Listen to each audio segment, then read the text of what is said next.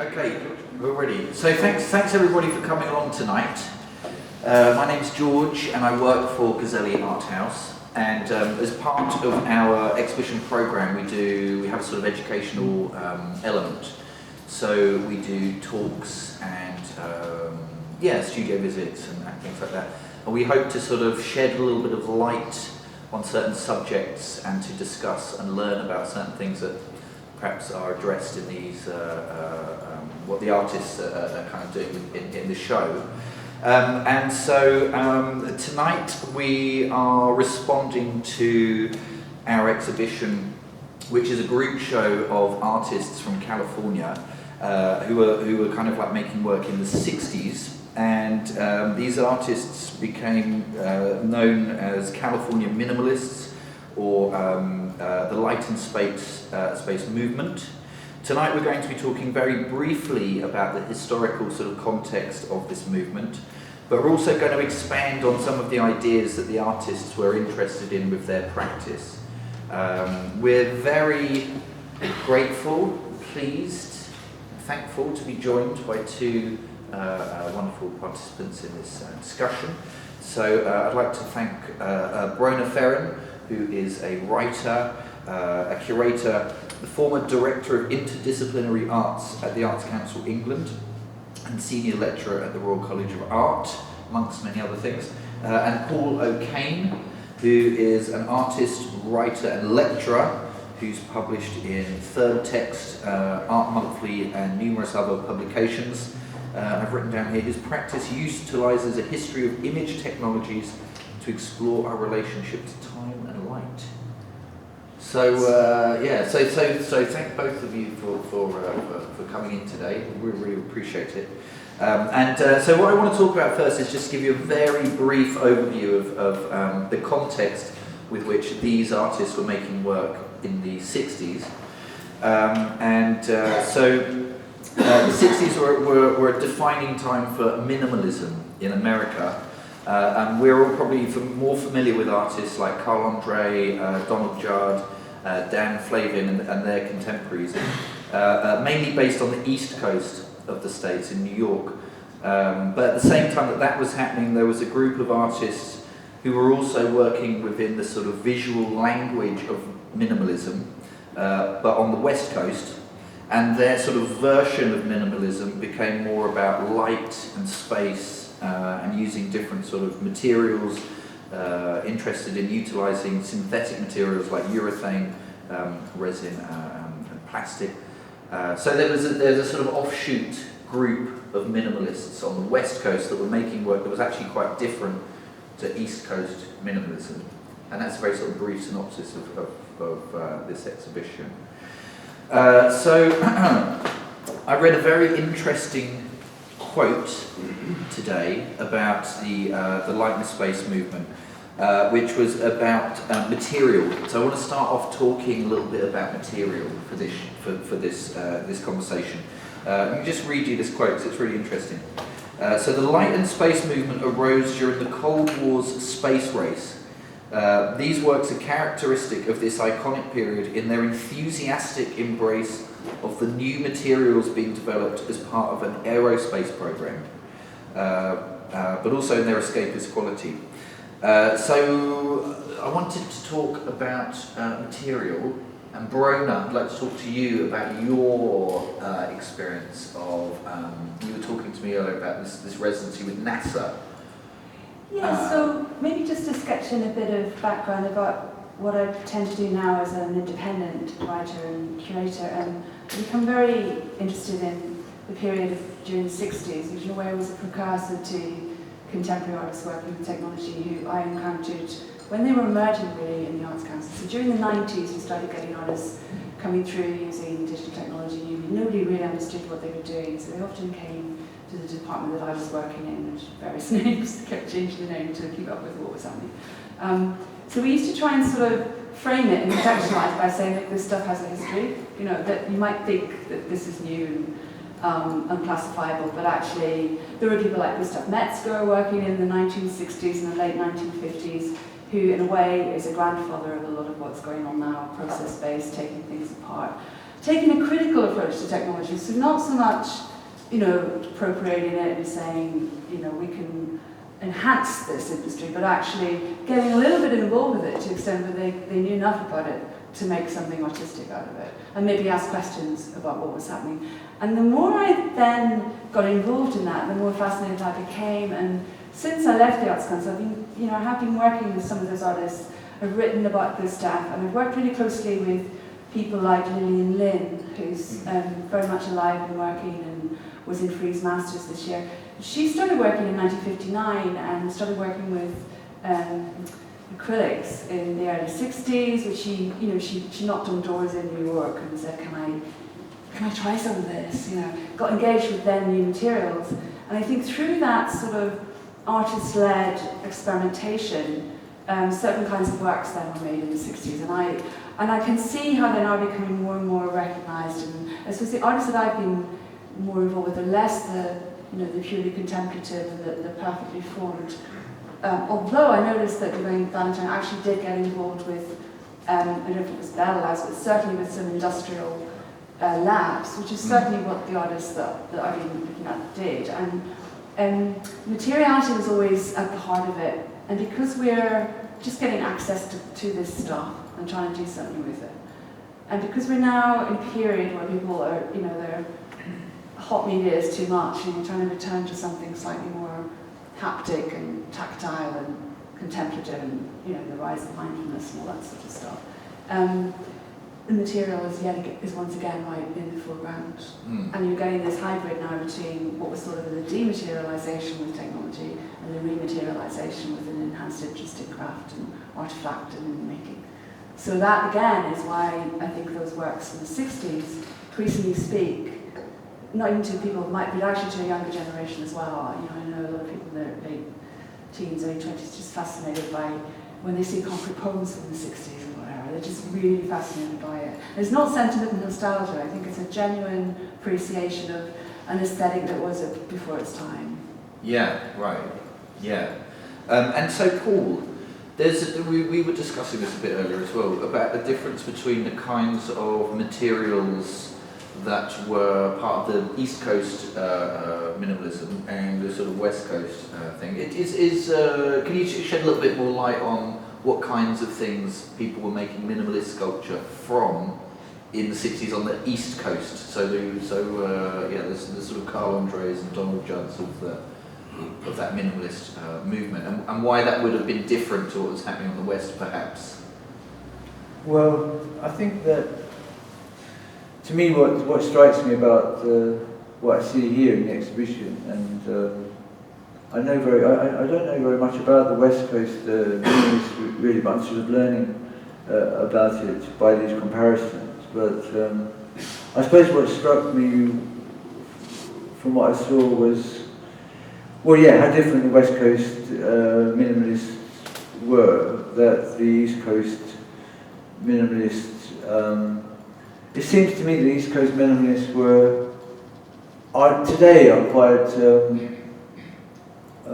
accommodated by our taste in a way, that it's not difficult for us to look at a Serra piece or a Morris or a Judd piece and think of it as beautiful in inverted commas, I suppose. But I think that in their heyday, the East Coast minimalists were pretty tough guys. It is quite a hard-nosed aesthetic that doesn't really want to please anybody. I think it's a kind of, maybe quite macho, modernist austerity. I think there was a kind of brinkmanship, which I also associate with men, a kind of brinkmanship of sort of trying to take art to the limit of any aesthetic value. And so it's hard for us to place us in that moment. But I think when East Coast minimalism was new, it was shockingly austere, blunt, crude almost in a way. And we see some responses to that, in the kind of popular journalism of the time that, sort of disparages these near bricks, all these kinds of that kind of language. So what I see here of West Coast minimalism, and the figure that I know a little bit more about, John McCracken, I see quite a different approach to it. You know, there's something quite festive, quite joyful, quite sort of justifiably sort of beautiful about engaging with those aesthetics. But it's a really interesting tension and distinction in a way. Yeah. Because in some ways the West Coast, the minimalist seems to be sort of betraying the modernist project in some way. But yeah, we could say more about that. Yeah, and I wonder whether also there's a kind of very real aspect of the environment in which these artists were like making work too. I mean, making work in California is a very different environment to making work in New York, for example. Yeah. And how these guys were sort of responding to physically the light differences and perhaps the lifestyle. Perhaps there's a sort of socio-political context that's slightly different between the West Coast and the East Coast. Like sort of lifestyles and kind of more permeating factors perhaps that affect that. I wonder if that's something to do with this different look of the West Coast minimalism. Well, yeah, I like to think so. Yeah, I mean, we were talking about St. Ives. For example. Yeah. I think I like this idea of, I was thinking about this earlier on, and I think I like this idea of regionalism. I like the idea of people responding to artists responding to their environment. There's something I like about that. That. In a way, one of the postmodern critiques of modernism was that modernism tried to establish an internationalism, modern internationalism. One of the first essays I ever read about postmodernism was a critique of modernist architecture as something that attempted to impose an internationalism on all these different regional environments, all these different regional climates. And it actually referenced regional light. That one of the things we love about travelling, I think, or one of the things I love about travelling, is actually encountering different light. Light. Yeah, different light. I mean, that's not new either. I mean, 18th century painters used to travel to Italy to paint the different light, not the increase in light, but different qualities of light. So I've always loved this idea of artists responding to regionally and sort of locally or globally or something to their environment. So I like that notion, and then it sheds, then it kind of casts the East Coast in a different light again, and you see the people in a much more industrial, kind of gritty kind of environment. I'm not sure what I'm saying, but I like that. I like that distinction. I like the idea of artists engage with their environment, and in a way, I was going to say that I think materials as well can be kind of environment as well. When a new material appears in your reach, that becomes part of your environment. But maybe.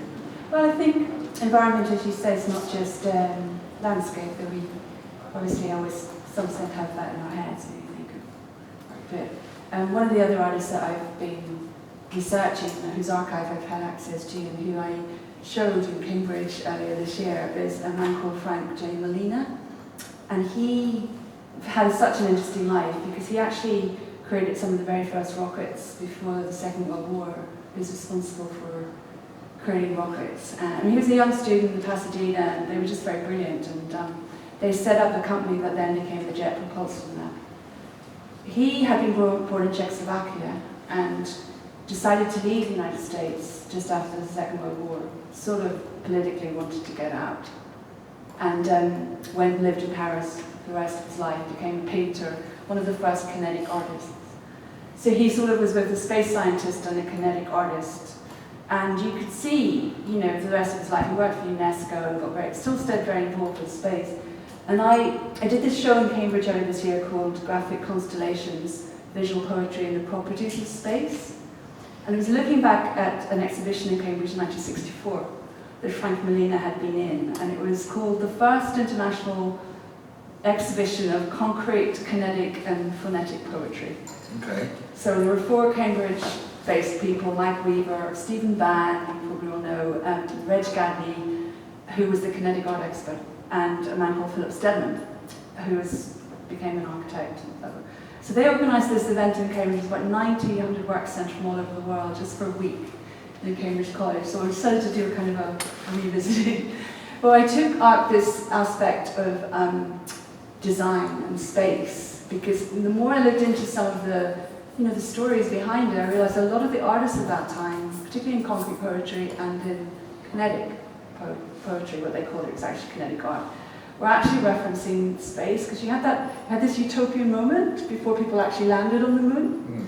And I mean, we all know this from McLuhan and Buckminster Fuller or whatever, but it really did enter into how space was, explored, experimented in works. And Frank Malina, of course, is a paradigmatic figure, because had been a rocket scientist, and then he made this kinetic art, a lot of which referenced outer space. But he was almost like trying to, he got sort of very, he became a primary advocate for saying that electricity was going to transform painting. And then Reg Gadney, who was a young, very charismatic guy, being in the army, but he then started writing the London magazine, Granta, and Image magazine, which I've got a copy of here. He started writing about Frank Malina, and then Nicholas Schoeffer was working at the Times Ledger, and various other people, the Group de Recherche d'Art Visuelle, you know them, were doing loads of experimentation, creating environments, creating spatial environments, using electricity, using video, using interactivity. So all of that then fed into this. So there's a number of kinetic poetry festivals around UK and in the Netherlands, and that then fed into things like the Hayward Show in '72. So this is all going on in England, or basically Europe, Western Europe, and like Czechoslovakia as well, Prague. The same time as I think this work was developing in West Coast America. Yeah.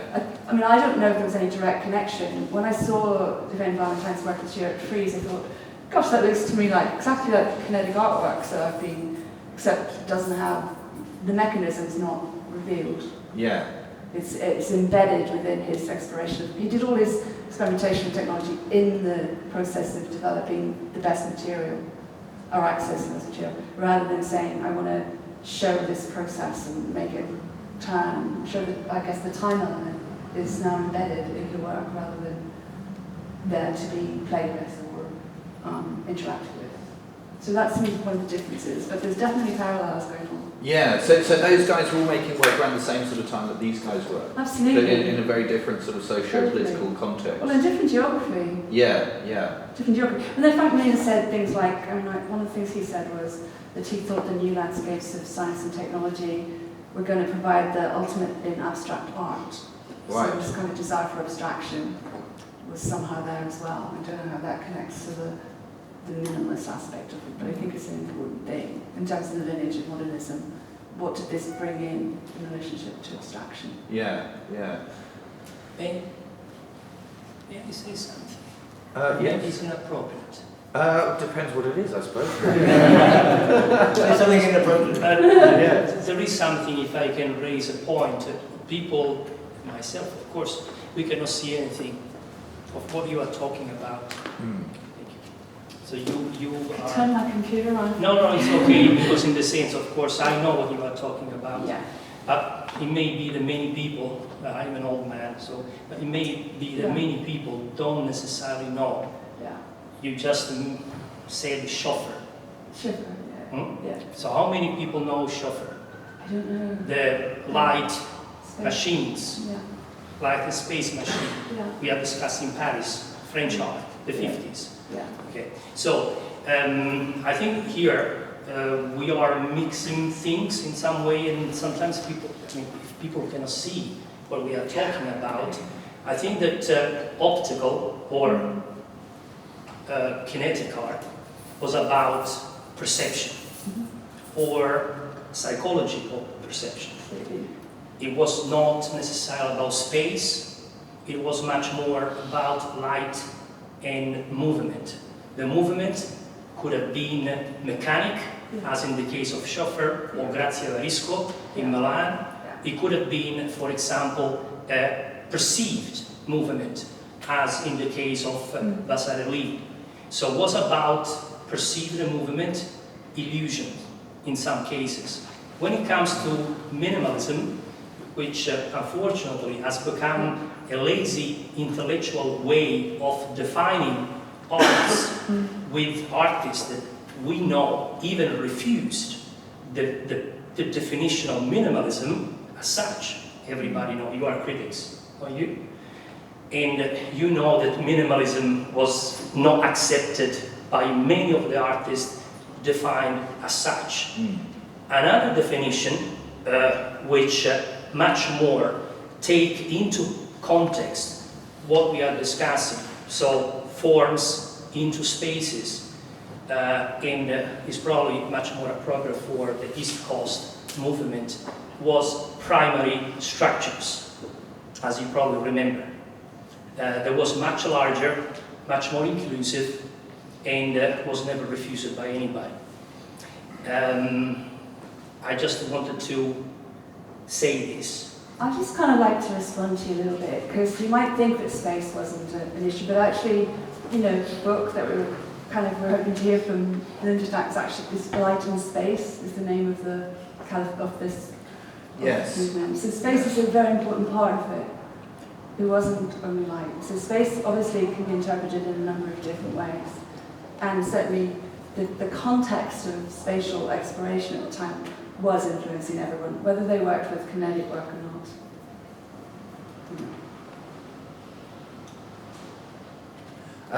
Let's talk a little bit about light, shall we? And a piece that's linked to a work we've got by Mary Corse, just around the corner. And Mary Corse's work is activated by our relationship, by the surface's relationship to light, and our relationship to that surface too.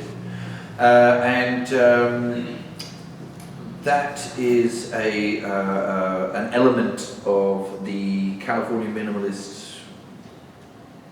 It wasn't really a movement. It's the artist that we will just broadly hurry into the term California minimalism for convenience. And so I wanted to talk a little bit about light, and also I wanted to talk a little bit about the Bronac, you might be able to help us out with this a little bit about technology and artists using light as a material and the sort of consequences of that thing. Maybe. Yes. So when she went to be artist in residence at the Berkeley Space Lab. Yes, the Space Lab. Yeah. She started working with light very much. I mean, she was always interested in light and working with light. So she started working with a material called aerogel, which is like space dust. She did a show at Rifle Makers when she came back. It's really interesting. So it's almost, I mean, she uses, or Rifle Makers used the term David Bowie came up with the frozen light. The aerogel is like frozen light. And I think this, basically space research has always driven forward materials research, because they need materials to go into space, and you know, it's all part of the same kind of domain. So the material that she decided to work with was this, it almost doesn't exist on Earth. It's kind of unearthly. And it gives off a particular light when it's projected onto it. So it's the sense of, is it here or not here? And obviously with kinetic art you're meant to move around it. But with perceptual, this sort of work, it's not about movement in the same sense. It's the kind of stillness. But there's still some sort of, there's the reflection. So that's probably would be my response to the question about light, really. The play of light within the plastics or whatever is a particular aesthetic. Yeah, I mean, I like the way that something can be kind of activated or deactivated by another element in a way that's about kind of whether it exists or not.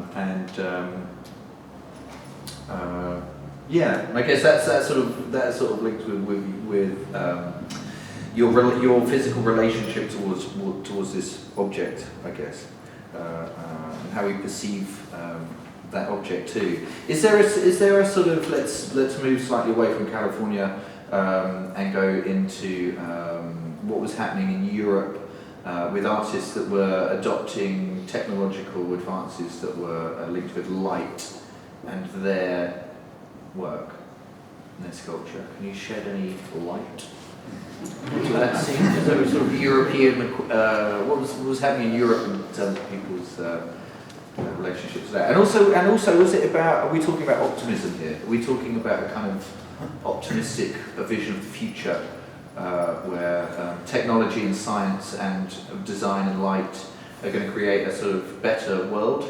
And has that succeeded? Do we live in a better world now? You got there in the end. Yeah. Yeah, I think I'm interested in talking about that. I'm not sure what the 60s equivalents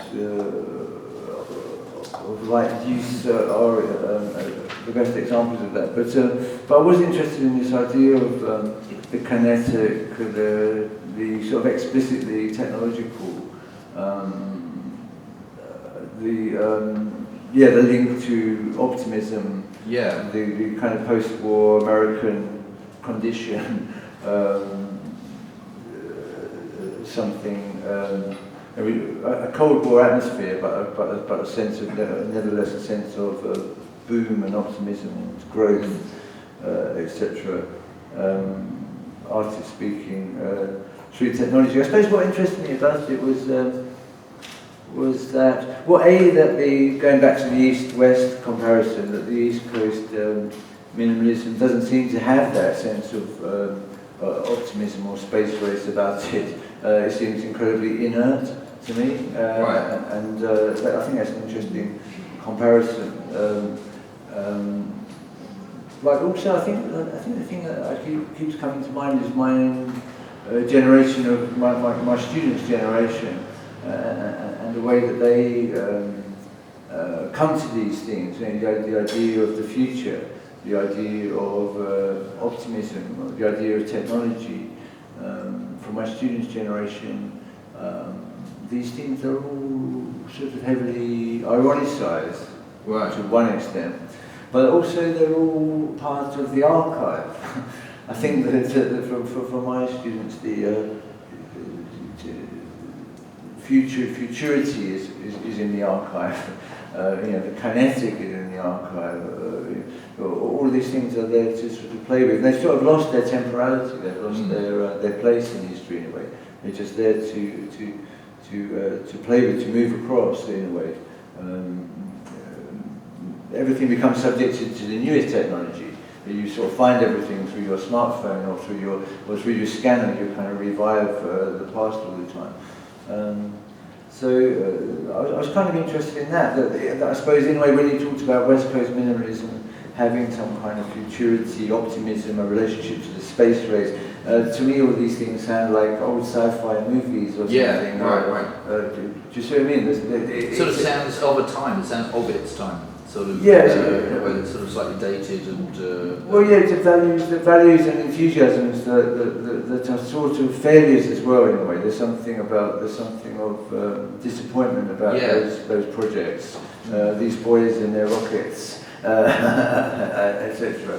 But nevertheless, the work is here now and sort of living on in a kind of afterlife. Maybe outside of that valuation, maybe it needs a completely different contemporary context to evaluate it or something. I mean, something that seems to be relevant is a contemporary notion of the post-human era, which is what seems to be a lot of people are kind of interested in now. The Anthropocene and the sort of post-human era and the relationship with material to that idea. So plastics, polyurethane, and synthetic materials perhaps having this kind of connotation with something being sort of new worldy in the 60s. Now it's a bit frightening. It's like, well, plastic doesn't degrade, it contains oil, we're all a bit sort of freaked out about what we do with these huge islands of plastic that are now floating around in the Pacific Ocean. And so that sort of post-human or Anthropocene scene that's very, very like current and contemporary art now sort of views these materials in a really like negative way. It's like, this is this sort of, we've got this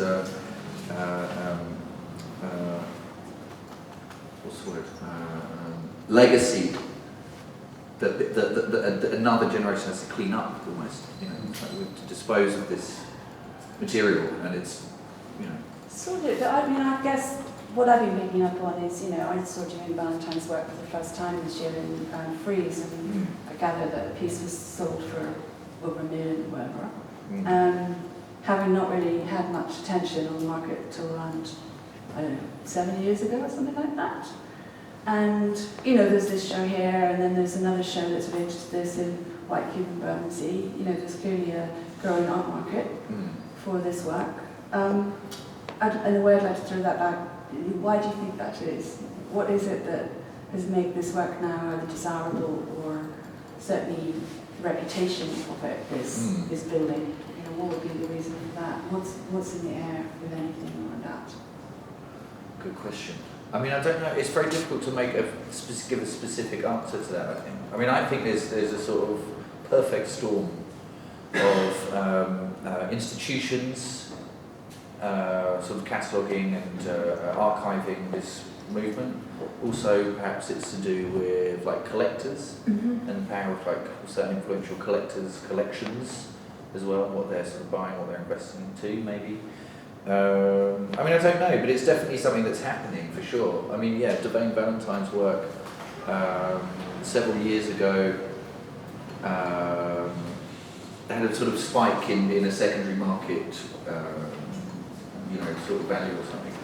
I don't know. I mean, maybe people are interested in it because there's enough time now to look back on this era and sort of work that they were making, the kind of things that they were interested in, and reflecting on our own current society and what the relationship between now and then. So I'm just wondering if it's one of those slight, the way things happen you get thesis and antithesis. So on one hand you're getting this, what you're calling the postmodern, awareness ecologically of plastic and its the nature of it in terms of the ocean or whatever. Yeah. And on the other hand you're saying, well, objects of, extraordinary cliche or whatever, let's really look at it. And maybe it was that sort of utopian moment before, we all know it happened in '68, so the idea of utopia is the revolution. So perhaps, I guess my question is coming to, was it very much associated, are all the works in the show from that period, in particular, was it kind of early to mid-60s kind of period that, that California minimalism symbolizes? I think so, yeah. I think there's a sort of peak in that sort of, like mid-60s, 70s, going into the 70s kind of era. That's the time we're talking about. I tried to think of an answer to your question. My first answers are quite cynical. About the market and finding slightly less explored and exploited collections and artists to kind of alight on and boost and things like that. And I'm sure there's an element of that going on. But then I was trying to be more imaginative, which I think is sort of part of our job, to sort of create context and suggest hypotheses, I suppose, about these things. And I was thinking, it's quite interesting to think of the way that I often used to enjoy taking my students to the Victoria and Albert Museum and kind of introducing them to whole kind of collections of objects made by one material. So you can walk for 200 yards through ironwork, then you can walk through 200 yards of silver, then you can walk through 100 yards of ivory. I always think it's a wonderful thing about the Victoria and Albert Museum that should make students, again, aware of contemporary technologies and think about the fact that art is always dependent on the current technology. So ivory is something that they wouldn't use in their practice, unless they wanted to be seriously provocative. And some of them might be, so you might be able to use it. And coral is a material that at one point was perfectly fine to make an object from coral, and today it would be quite offensive in a way, or shameful to do that. And I was just thinking that's an imaginative response to your answer is that we've moved into an age where this urethane or this particular kind of plastics wouldn't be used by a contemporary artist, and therefore it's something that material starts to take on special value. And I think that's probably valid if you start looking at the history of art, as the V&A does, according to materials, according to technologies. They wax and wane, and in their heyday they may be cheap and commonplace, and then they become rarefied as history moves on. So you get a Yeah, cycle it's of really innovation where We could write a whole book about that. Yeah. it's really interesting. Yeah. Well, thankfully this has been recorded, so we can just Just transfer publish it. that. Aren't installation artists the ones, though, who basically created that? So could you Awareness? say that again? Installation artists in general. I mean, this is what they do now, especially the modern Yeah. generation of installation artists. So don't they play some kind of a role in creating that awareness and Values and consequently value? materials. The awareness of materials. Right. Yeah. Yeah. And the value comes from that awareness. The more and more people become Sure. aware of it, then as a consequence, I mean, value is subjective. Why installation artists in particular? Why not sculptors? When I look at installation art today, I'm kind of blown away because we're looking at places all around the world now. We're talking about as far south as Buenos Aires, as far north as Nunavut, Northwest Territories. Well, I guess they're called that anymore. But what I'm trying to realize is that maybe one of the reasons why there's such an awareness of this, and as a consequence deems it of value, is only because installation artists borrowed from that period and basically created these functional installation pieces that gave people that awareness. I'm not certain of it. Borrowed from the earlier period, Exactly. reworked it into today's kind of Yes. context. I Does that mean, make sense? technologies, materials, I mean, installation artists are basically doing the exact same thing today that artists were doing back in the 60s. So I can't help but think that there might be some kind of a link, inspirationally. But the word plastic was used differently. I mean, the kinetic art movement was really closely aligned with art plastique in Paris. So you get shows that were called art plastique. It was partly to do with the pliability of something. The fact that you could, because everyone was interested in some of the technology, because they were interested in cybernetics, whatever they could find out about it. And that the fact that there could be kind of feedback from the work. So you've got Tang Li doing his experiments and various other members of, or even Metzger or whatever. And here Roy Ascot, and to some extent, Stephen Willits used to make works of light as well. And they're interested in this, which was related to science and trying to get into labs or whatever. This is a different kind of plasticity, I think, isn't it? Well, the word plastic was used. It's used in many plastic ways, yeah. Right. But I think the installation, can you give us an example of the kind of installation? While you were speaking, I was trying to think of artists, and Yeah. frankly, I'm horrible at remembering their names. But when I look at some of the installations going on, for example, in Seattle, for bus stops, and all of this started inspirationally from the Soviet Union at the time, when bus stations and bus stops had these magnificent designs. People experimented with materials, and you're seeing more and more of it now in South America. People are getting more and more creative about the spaces they live in. And I just can't help but think that this experiment, I mean, that's really what it was back then. People experimented with techniques and materials, and I just can't help but think that the reason why there's a market for it today, to address the point that he was making earlier, is that there is a more cognitive awareness of it, and as a consequence, more and more people are going to deem it of value, and that's how lovely markets are made, and people have jobs. Can I say, are we discussing value or are we discussing price? Because I'm missing something here. When you say value, do you mean value or you mean Before we price? put a price on anything, we Yeah. first value it. It's all subjective, isn't it? And then price comes into the equation when innovative, entrepreneurial people. Not necessarily. In the sense, I mean, our friend here Bronac. made a name, and she has made this name already 3 times. Metz, isn't it? Gustav Metzger. Exactly. He's a German artist. Actually, he's not German. Yeah, he came here, I think, probably to escape Yeah. German Yeah. Nazism.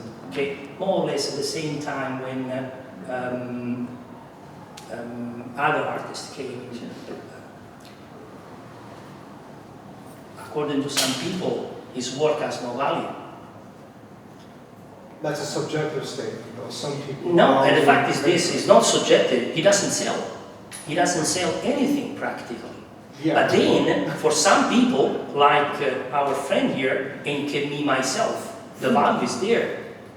Values there. The value is there, Yeah. but he has no price. Because nobody would be interested in buying something Well, of he this does gentleman, give his work to. who is now something like I 85. think they're talking about value and not price, because I started that ball rolling by saying we could talk cynically about the market, but I wanted to speak more imaginatively, and then I started to speak about my hypothesis about the history of technologies, and so I think we left price behind at the beginning and went straight into value. Yeah, well, what's happening with those older artists and the pioneering artists who are still alive? They actually really want their works to be collected by museums, by public collections, which they weren't interested in for quite a long time. But there is a It's a noble tradition of artists who refuse to sell their work. The Dalais, refused to have anything to do with the market. But the desire to have the work available for other people to see and for that value to be given to it, I think, is there. Yeah, it should still communicate to an audience, but it doesn't have to enter the market. Yeah, and there's tons of artists that are incredibly commercially successful who would never ever be considered to be included in a serious contemporary institution. That's an interesting point. So, we're going off on a really different tangent here, but there are tons of artists whose works are sold for hundreds of thousands of pounds, millions of pounds, and the Tate wouldn't ever go near having their work in their institution either. So it's like we're sort of going off into a different thing, but I guess it's sort of interesting. Can we come back to the issue of light? Sorry? Can we come back to the issue of light? Yes, we can. Yes, let's go back to light. Yes. Both light as a physical, as a physical experience. Sure. Which I kind of assumed from when you introduced this talk that possibly was the distinction or a distinction between West and East Coast. Yes. Can we also sort of look at that in terms of the other notion of light, the lightness of being, and maybe these Californian artists have other cultural inputs to the East Coast. We know from the 60s there's a very distinct sense of other cultural influences like Zen Buddhism and other notions of experiencing life and light. Could we kind of run with that a little bit? Yeah, let's run with that. About these artists and that relationship to Californian culture. Do you think that there's a sort of Californian distinction somehow between this idea? I like your idea of what you were talking about with Zen and enlightenment, and whether or not that is a sort of a culturally specific thing that exists in California versus New York, for example. Well, if you look at Californian painters, yes, their interest in other cultures, such as quite very active 50s and 60s poetry scene in California, which again is looking at Eastern culture, absorbing a lot of that and reforming that within a Californian context. And I just have a sort of sense that a lot of the work we're looking at at the moment may also be coming from that, and that makes it particularly distinct from the East Coast. Yes. Yeah. And what do you think that there is a reason specifically to do with that cultural context of the West Coast? Well, where the sublime and light is a sort of more welcomed or expressed idea through art that was made in that area? Well, possibly, yes, absolutely. And maybe another notion of landscape and culture comes into that. But there's also quite a strong influence of Japanese culture within the Californian territory of that period. Sculptors such as Noguchi, who's an American-Japanese artist. It's not really specifically West Coast, but I think he makes those references to how important that Japanese heritage was for him while he was working in America. And it just seems to me that there's that potential within the Californian cultural experience to sort of maybe look at how that works. The lightness of being, I think, is quite a nice title from. Yeah, and I wonder how other artists that use light in other regions or other contexts, how that might be different. Well, I think there were people across Western Europe as well who were quite into Zen during that period. I mean, sure. There's a whole, as we all know, there's a book called Astronauts of Inner Space, which is a collection of writings which was published in San Francisco by Stolen Paper Press in 1966. So basically, there were a lot of articles that had been in the Times Literary Supplement in 1964. The whole Zen thing, if you read the biography of Allen Ginsberg, for example, he spent a lot of time in San Francisco. He also lived east. I think with literature it was perhaps broader. I wouldn't say that there was a specifically Californian thing going on, but there was certainly association of California with New Age, spiritual development and consciousness raising. And because we had that in Europe with Dyson and all the Americans who came to live in Paris, maybe spend time in, Tunisia on the way. So I mean, one of the theories I was going to come up with, I'm sort of preparing this presentation, is about whether some of these people who've lived in, whether it's North Africa or California, like Melina or Lillian Lynn or whatever, they try and bring some of that, that sense of space, boundary, the light of the landscape here. Because there's a lot of contrasts in terms of environmental influences. So I would suggest that there is a kind of, something you carry with you. You don't necessarily need to be living in that place to make it. And just to add to that, I think, when I mentioned sort of the rise in kind of mindfulness and everything recently, which is to do with people maybe being saturated with media, people want to sort of not always be online and always on social media. Possibly my hypothesis would be that there is a renewed interest in contemplative work. I mean, James Turrell is incredibly popular. Yes. Flock to Norfolk to sit and look at the sky. People are doing a lot of yoga and things these days, and I do think that there might be associations with this sort of work. We should call it Zen, I call it contemplative, I call it Age of Aquarius. something that, So maybe that shifts. On paper. So maybe that shifts with sort of different trends in people's interests in sort of messy thing. But like you were saying, it's not a specific clear thing. Just people's interests and trends change and shift. I do think the market. I don't know really very much about collecting the market, but I think the sense that there's a response to that as well. Yeah. I do know that in California, a lot of the young kind of Silicon Valley entrepreneurs are starting to buy engineering type artworks. Right. Yes. It looks like it's art and technology architect suddenly buying up this work. Because they have an interest in that technology anyway. Interest. I mean, it's not because Tate's collecting it, because it sort of isn't, or even none of it. It's actually it's an environmental thing. It's part of the social context. Sure. I think my response to that line of thought is there's a few things I thought were interesting. One is that if you do start to think about a kind of transcendent philosophy, a sort of Zenish relationship to being or something, which all sounds very graceful. It's nevertheless a problem for the artist to translate transcendent values into materials. And so we kind of are back to a kind of transcendent value translated into urethane that makes this kind of enduring object that the market is enjoying a revival of. I think that's quite interesting, quite ironic in a way. There's a transcendent value, but nevertheless, how do you represent that? How do you communicate it? You materialize it. Oops, I've materialized it, or it's become rather less transcendent now.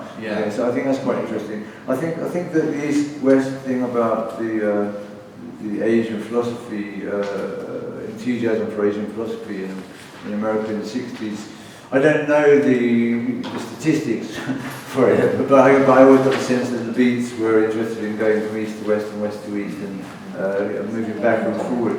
And the people like William Carlos Williams and Walt Whitman, there's a kind of Eastern aspect to some of that stuff. And in fact, when I thought about my limited knowledge of American poetry of the period, it's the New York school that I really like most, and it just struck me as interesting that. Well, you're forgetting about the beat poets and Ken Patchen and well, incredibly rich poetry culture of the 50s, 60s. Yeah, well, the point I was trying to make was that it interested me that if you are a believer in Zen values, then it doesn't matter where you are, does it? It doesn't matter if you're rich or poor, west or east, in a tin shed or in No, sorry, you're being too subjective. In terms of the history of the period, Zen Buddhism was a very powerful force in California and Californian culture.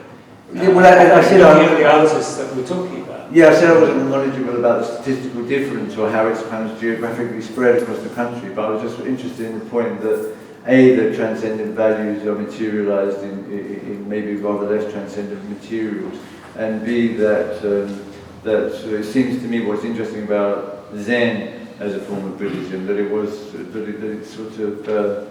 it kind of encouraged you to find find value in banality in every place, in every.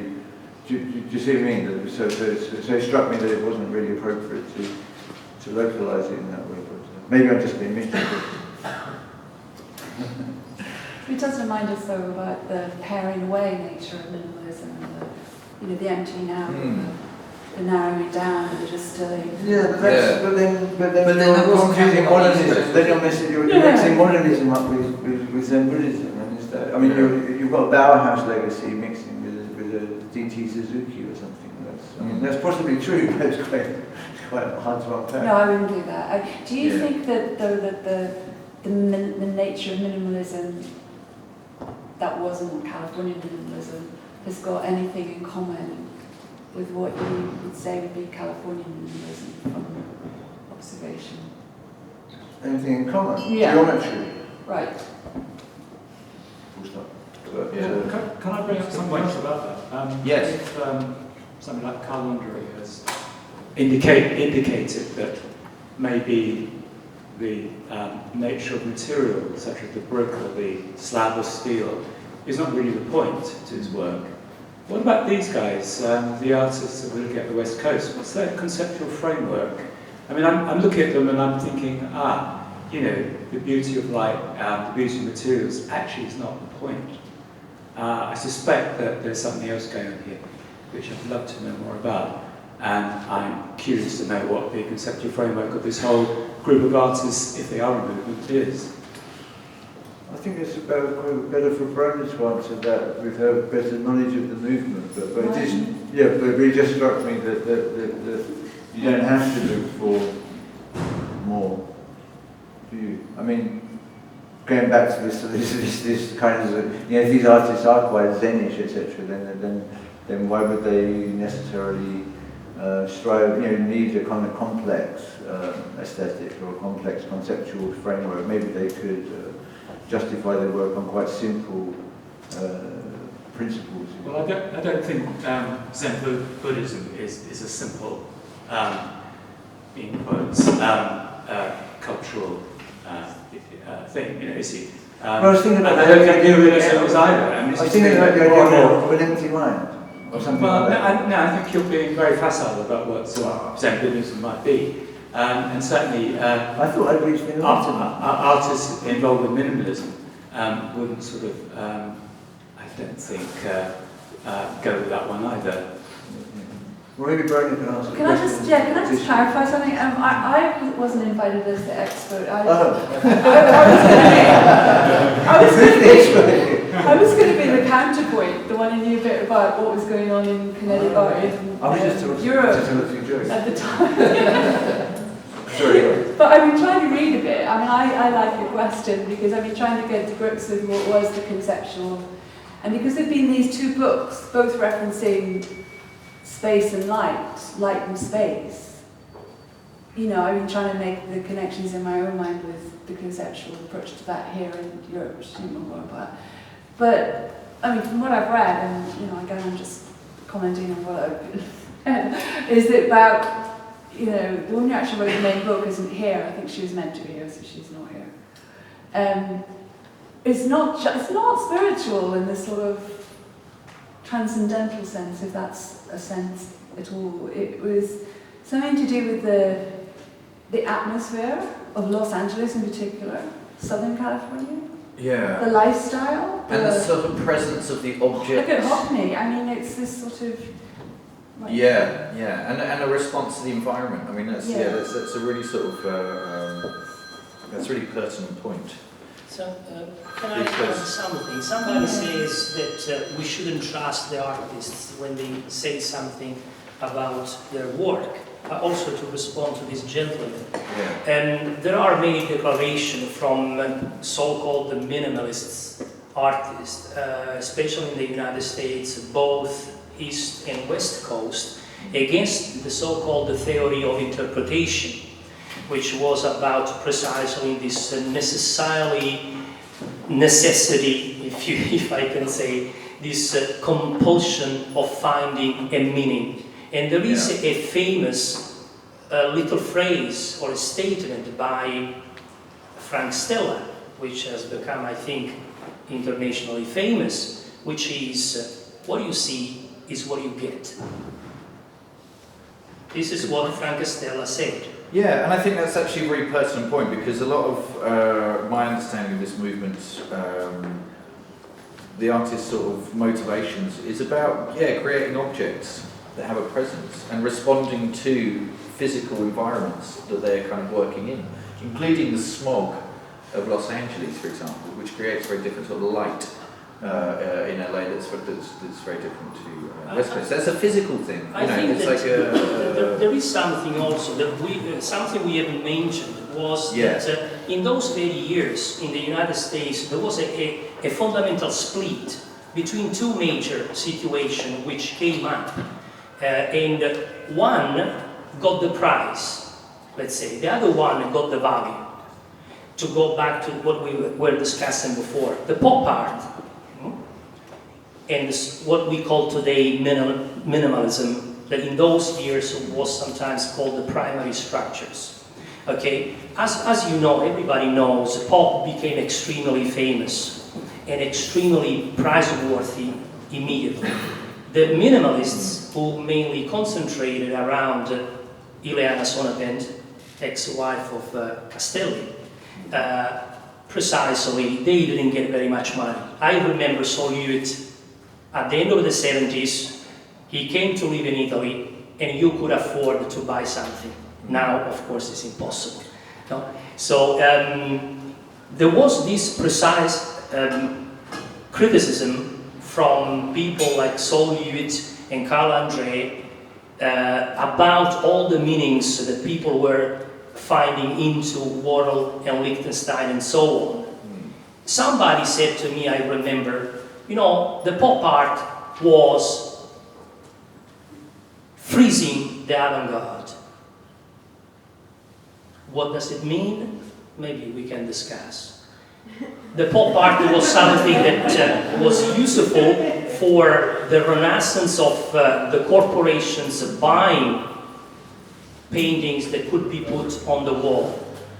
And Carl Andre and Dan Flaving, etc., were proposing, and of course Linda Benglis, to say a name we haven't pronounced, and many other artists, they were refusing all this in some way. They were invading the space. They were creating problems. Collectors very often don't like problems. Yeah. I mean, I think but again, that's a really good point. I take your point. I think the problem with the market is that it's not a sort of defining area of anything that's either interesting or good or sort of culturally relevant. There are tons of artists whose work sell for millions of pounds that are never ever going to be acknowledged by institutions that are archiving the sort of linear or non-linear history of art as a cultural sort of artifact and thing and something to learn from. So there are tons of artists that commercially successful. You don't have any cultural traction. Yeah, right. It's like, it's not necessarily if something's worth loads of money, it's good, But that's a totally different conversation. But I think also, Quite nice to see. Is there any other questions? Yeah, sure. I mean, just really quickly with the pop art thing. I mean, maybe because pop art piqued some interest in people in a sort of mass way, it was easier to understand. Minimalism is much more difficult artwork to kind of engage with and understand for a more general audience. Yeah, So yeah. perhaps that links Absolutely. with the market. Perhaps. Is there anyone else want to say anything?